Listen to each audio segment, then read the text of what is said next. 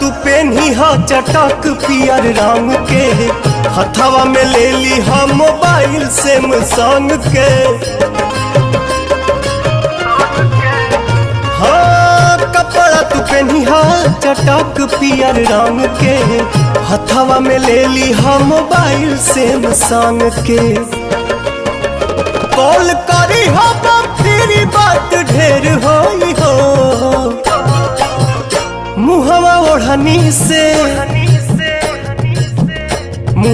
ओढ़नी से बांध के नई है ये जानना त चिन्हे में देर होई हो।